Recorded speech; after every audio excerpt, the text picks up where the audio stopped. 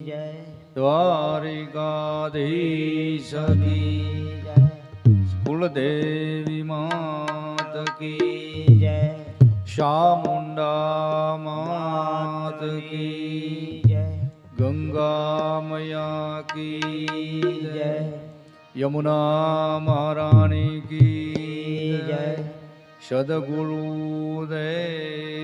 की जय अपने अपने मात पिता की जय अपने अपने गुरु महाराज की जय सत्य सनातन धर्म की जय ओम नमः पार्वती पते हर हर महादेव।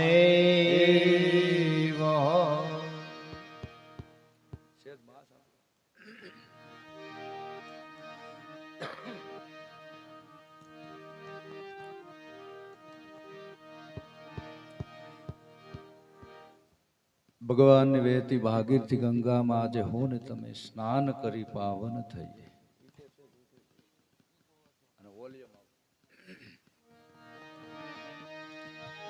વ્યાસ ગાદીથી ભગવાન મહાદેવના ચરણોમાં કોટી કોટી વંદન.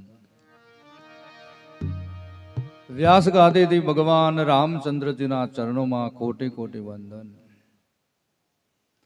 વ્યાસ ગાદીથી પધારેલા સંતોના વંદને કોટે કોટી વંદન. વ્યાસ ગાદીથી પધારેલા વિપ્રોના વૃંદને કોટે કોટી વંદન. વ્યાસ ગાદીથી પધારેલા તમામ શ્રોતાઓના હૃદય રૂપી આત્મામાં બિરાજેલા ભગવાન રામજીના ચરણોમાં કોટી કોટી વંદન. ભગવાનની વહેતી ભાગીરથી ગંગા આજે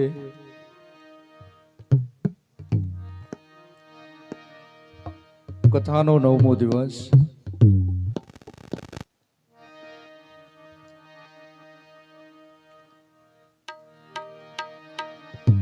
યાજ્ઞવલ્ક મુનિ ભારદ્વાજજીને કથા કહે છે, ભગવાન મહાદેવ ભવાનીને આ કથા કહે છે.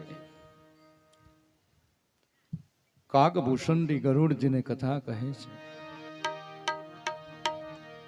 તુલસીદાસજી સંતોના વંદમાં કથા કહે છે, પોતાના મનને રીઝવવા માટે.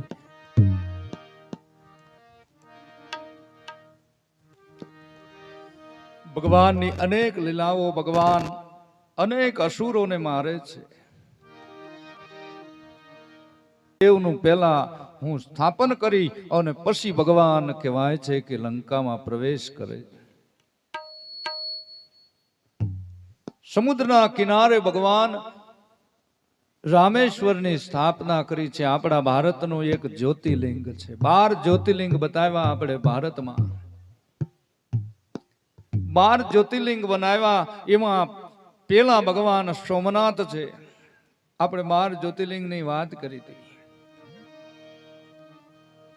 ભગવાન શિવજી ચંદ્રમાને માટે ભગવાન આ ધરતી પર આવ્યા હતા અને એ 12 જ્યોતિર્લિંગ રૂપે ભગવાનની સ્થાપના થઈ હતી. એમાં ભગવાન રામેશ્વર સેતુ બંધ ઉપર ભગવાન રામેશ્વરનું સ્થાપન થયું હતું. એ ભગવાન રામેશ્વર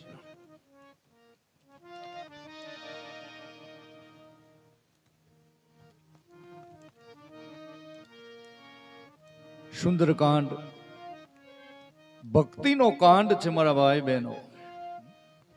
ભક્તિનો કાંડ છે સુંદરકાંડ. સીતા રૂપી ભક્તિ સુધી પહોંચવા માટે હનુમાનજી મહારાજને વિઘ્નો આવ્યા હતા અને એ વિઘ્નમાંથી પાર થઈ અને માં ભગવતી ભક્તિ રૂપી સીતા સુધી પહોંચી ગયા હતા. ભગવાનનું નામ સ્મરણ, ભગવાનનું કીર્તન, ભગવાનની કથા, ભગવાનનું સ્મરણ એ ભગવાનને ભક્તિ સુધી પહોંચાડે છે. હૃદય રૂપી રાજગાદી માથે ભગવાન રામની કાયમિકને માટે રાજ્યાભિષેક થવો જોઈએ. આપણે હૃદય રૂપી રાજગાદી છે. એની માથે સદાને માટે રામજી જેવા આત્મા રામ રૂપી હૃદય રૂપી ગાદી માથે પરમાત્માનું તો પણ આપણા માટે બહુ લાભદાયક છે. અને નકર જિંદગી આખી નામ ન લીધું હોય તો નો લેવો. હા, એવું હોતે ને બને છે. ઘણા નથી લેતા. આપણે કહેવી રામ રામ તો કહે છે આપણે બોલાવી તો એમ ન બોલે કે રામ રામ. આપણે એમ કહેવી ને રામ રામ એટલે કહે છે એટલે આપણે તને રામ રામ બોલતા શું થાય છે તે ભલા માણા તું હું કારા કરે છે. એક ભાભો બીમાર પડેલો, આખી જિંદગી રામનું નામ નહીં લીધેલું, આખી જિંદગી નામ જ નતું લીધું કોઈ દી. ઘરના માણસો બધા વિચારવા માંડ્યા કે દાદાએ જિંદગી આખી રામનું નામ નથી લીધું, આને નામ આપણે લેવાડવું જોઈએ. આને નામ જ નથી લીધું કોઈ. શેલી પથારી ખાટલામાં પડે. છોકરાઓને એમ થઈ ગયું કે આ બાપાએ નામ નથી લીધું. ઓલા કુંભારને ત્યાંથી ઓલું રામૈયું આવડું મોટું લઈ આવ્યા. તમે જોયું હશે ને બધાએ રામૈયું. તો એ રામૈયું લાવી અને દાદાને દેખાડ્યું અને દાદાને પૂછવા માંડ્યા કે દાદા આને શું કહેવાય? તો કે આને સકોરું કહેવાય. તોય ન લીધું રામનું નામ. એ કે નથી લેવું એટલે નથી જ લેવું.